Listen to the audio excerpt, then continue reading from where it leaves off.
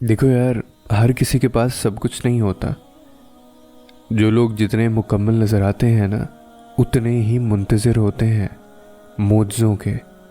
लेकिन पता है वो मुकम्मल और मुतमईन क्यों नज़र आते हैं? क्योंकि उन्होंने अल्लाह से अपना ताल्लुक़ चट्टानों की तरह मज़बूत रखा होता है। इन्हें यकीन होता है उस ज़ात पर, उसके फ़ैसलों पर और उसकी रज़ा पर कि अल्लाह इनकी तमाम दुआओं को कबूल कर लेंगे। लोग क्या कहते हैं उससे इन्हें फ़र्क नहीं पड़ता। तुम्हें भी नहीं पड़ना चाहिए। और एक और बात हमेशा याद रखना कि ये मत समझना कि अल्लाह तुम्हारी सुन नहीं रहा और तुम्हारे सवालों का जवाब नहीं दे रहा।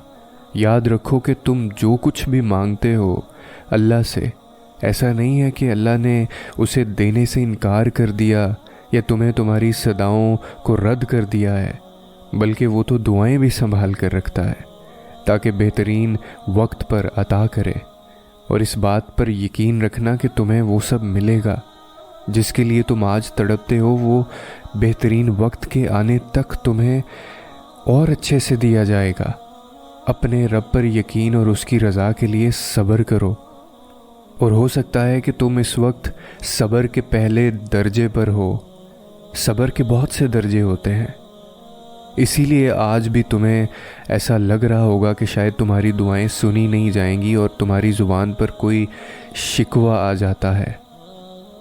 मगर मैं जानता हूँ कि तुम चाहते हो कि मैं जल्दी से सब्र के उस दर्जे पर पहुँचूँ जिनके लिए मेरे रब ने फरमाया है, बेशक अल्लाह सब्र करने वालों के साथ है।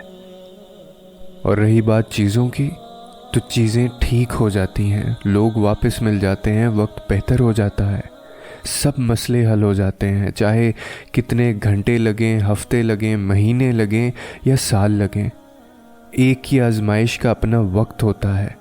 मगर जब वो कुन कह दे तो सब हो जाता है। खुद को यकीन दिलाएं, खुद को बताएं कि वो मेरा रब है। सारी दुनिया मुझे छोड़ जाए, सारी दुनिया के लोग मुझे गलत कह दें, मगर मेरा अल्लाह, वो कभी मुझे नहीं छोड़ेगा और कभी मुझे गलत नहीं कहेगा।